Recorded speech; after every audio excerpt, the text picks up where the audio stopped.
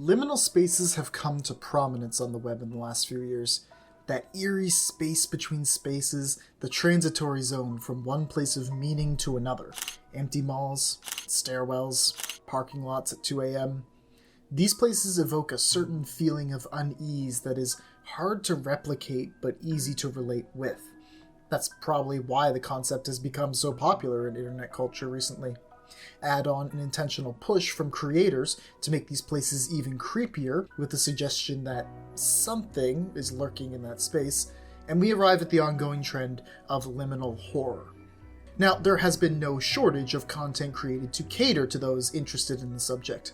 The Backrooms has since been revitalized through the liminal space phenomenon and found new life as the go-to example for liminal horror. Others feature dark hallways with vague inklings of creatures lurking on the other end, bedroom doors cracked open ever so slightly, and eyes watching you from a distance where you can't pinpoint who or what they're coming from. But recently, a friend recommended a game for me to try that I believe captures the most true version of liminal horror out there. It's a little game called The Exit 8. If you've grown weary of yellow walls and apartment blocks, this might just be the thing you're looking for. Made by Kotake Create and only $5 on Steam, The Exit 8 is a very simplistic game set in the most liminal of spaces. A corridor inside a Japanese subway station. The entire purpose of a corridor is to provide a path to get you from point A to point B, and so setting a game in just one hallway is already an excellent first step in becoming liminal horror. When you boot up the game, you are immediately loaded into the hallway. There's no main menu, no long tutorial, no story hook, you're just here. On the wall to your left, 6 advertisements rest. A yellow sign hangs above, directing you towards Exit 8.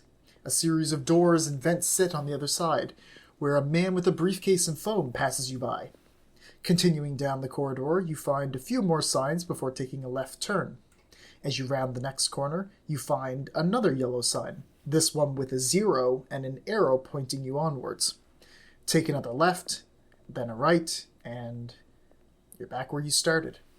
The rendering of the environment in this level is astonishing. The lighting, the camera, the sound effects, everything feels as if you're actually in this hallway instead of playing a game. The human models are a bit less convincing, but it's more than fine. The important part is the hallway itself, and that makes every scare just a bit more convincing. The first few times you pass through, you may not notice anything unusual, but soon enough, a new sign will be placed next to the yellow arrow sign. This one tells you the rules of the game. Your job is to find your way to Exit 8 by locating anomalies. If you see any anomalies, you are to immediately turn back and go the other way. However, if you believe there are no anomalies in the corridor, you must keep going forward. This passage is an endless loop. Regardless of which direction you go, you will always end up back at the yellow sign. If you successfully go in the right direction when you return to the sign, the number will change, going from 0 to 1, then 1 to 2, and so on until you reach Exit 8. But should you mess up? Should you fail to notice an anomaly and go onwards?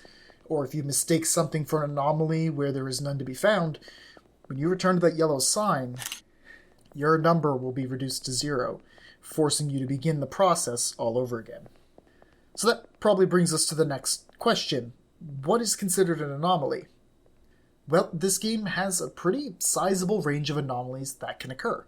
Some are more obvious or just upfront, like a missing door on the right, or the briefcase man being much bigger than before. Sometimes you'll have to catch them at the right time, like a moving pair of eyes on the security sign, and others you'll have to look really, really closely. A change in the pattern of the yellow tiles on the floor, a stain on the ceiling. Very subtle stuff. The jump scare anomalies do exist, and while some of them can come across as a bit silly, the rest of the big ones are well deserved. Since most of the anomalies are silent and very small, you spend 90% of the time just hearing the quiet buzz of the hallway lights, so when a loud noise suddenly happens, it rightfully catches you off guard. And Exit 8 doesn't use some trash tier scary scream noise to startle you. It uses anything from a simple door creaking open into a pit of unknowable darkness.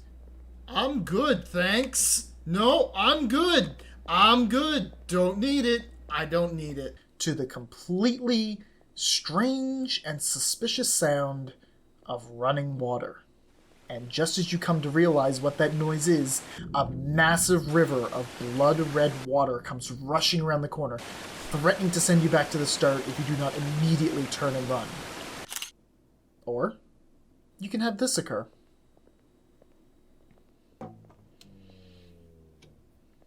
This is one of the only 2 anomalies that does anything with the lights, so when it finally happens, it is absolutely terrifying.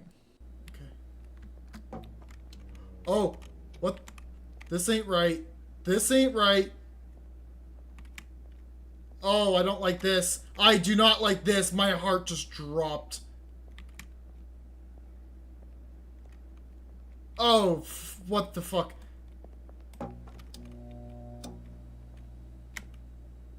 Holy shit. Of course, the real sense of dread comes from the anticipation of all these bad things happening. You have no idea what kind of anomaly awaits you each round, or if there even will be one. Hell, there could be one on your first round through, and you might have missed it entirely.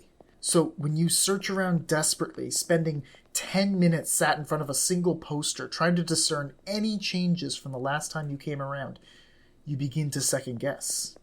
You start gaslighting yourself, questioning your memory. Wait, was it like this the last time? This seems different. Even when there was no change at all. Now, Exit 8 is not so cruel as to expect English speakers to discern a change in any of the Japanese characters. Any anomalies that change the wording of something are clearly done in both English and Japanese. But that doesn't change the fact that you're still going to spend a long time examining advertisements for a simple icon change, not knowing exactly how precise an anomaly can be, and still expecting something very minute to be what you're looking for. And other times, you'll think the hall is completely clean, sprint your way through, round those corners, and wind up back at 0.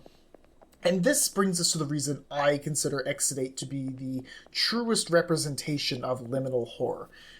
As you get further and further along, the anxiety begins to fill in your gut. Each walk down the hallway that doesn't have a very obvious anomaly becomes a dread-inducing investigation of every single detail the corridor can offer. And once you believe you have an answer, you begin to go in the direction you believe is right. Forward or back. The corners are just long enough that you can't see the yellow sign ahead of time. If you can see it, it means you've passed the checkpoint, and the game has decided whether you're advancing or not. And so, these short corners are the personification of liminal horror in my eyes. A true zone of transition, a place that only serves the purpose of getting you from the main corridor to the sign that will confirm or deny you. It's not dark, there's no creepy hallway man waiting to leap out at you. It's completely lit, you can see everything in front of you. And yet, that anxiety still holds firm, only growing as you get closer to the end. And the whole time you are going through that corner, the dread sinks in heavier than ever, only growing with the closer you are to Exit 8, because at any moment you could turn that corner and see a 0 again. You're on 6, about to go to 7, and the whole time you're questioning yourself. Did I check everything? Is this the right way to go? What if I missed something? What if the right way isn't forward but back?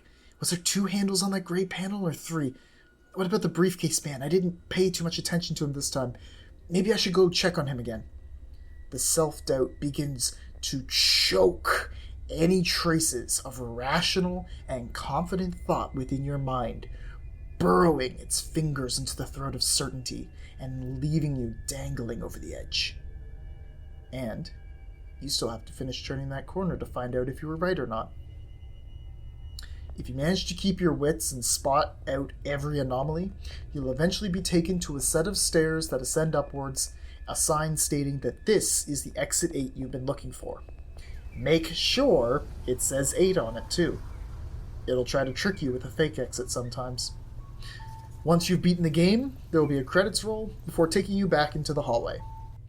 You'll now have a new sign at the starting junction that tells you how many unseen anomalies there are left, and you are free to try and get them to appear at your own leisure. The Exit 8 was a brilliant little game that gave me a very fulfilling atmospheric experience of liminal dread.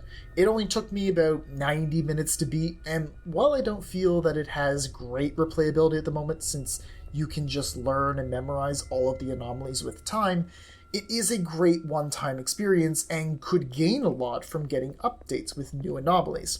I'm not saying it should be on the level of a live service game or be something that is endlessly updated for more content, but a new handful of anomalies here and there would work perfectly for this game, more than any other.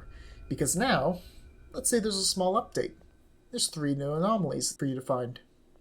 And you don't know what they are, or if you've confused them as being part of the normal hallway. So if you think you found them, the only way to confirm it is to pass through.